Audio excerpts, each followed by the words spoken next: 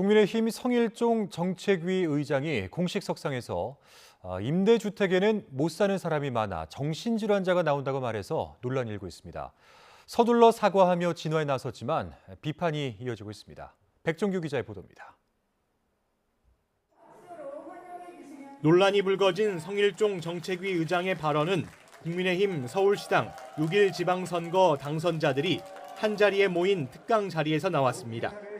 민주당 임대주택 정책의 실책을 지적하면서 임대주택 거주자와 정신질환자를 연결짓는 말을 한 겁니다. 여기 또 못 사는 사람들이 많습니다. 임대주택에. 그래서 정신질환자들이 나옵니다. 이거 방치할 수 없습니다. 사회 문제가 됩니다. 한 발 더 나아가 문제 있는 사람은 상담과 함께 격리 등의 조치를 미리 해야 한다고 강조했습니다.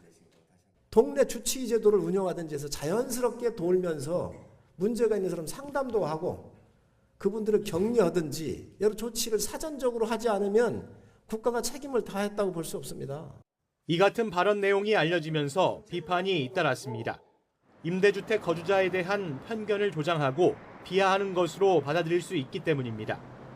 논란이 확산하자 성 의장은 2시간 만에 공식 입장문까지 내고 고개를 숙였습니다.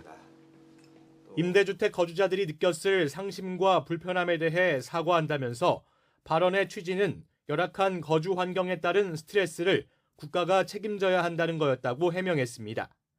하지만 민주당은 즉각 공세에 나섰습니다. 국민에게 얼마나 많은 편견을 갖고 있길래 이런 막말이 서슴없이 나오는지 기가 막힌다며 맹공을 퍼부었습니다. 서민층의 정신질환 발생 빈도가 높다는 것도 도대체 무슨 의학적 근거를 가지고 하는 말입니까? 여당이 된 국민의힘에게 국민이 보이지 않는 것 같습니다.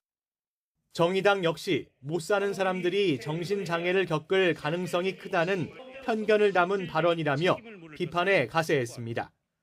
성일종 정책위 의장은 국민의힘의 정책을 주도하는 여당 지도부 인사인 만큼 실언을 둘러싼 논란이 쉽게 가라앉지는 않을 것으로 보입니다. YTN 백종규입니다.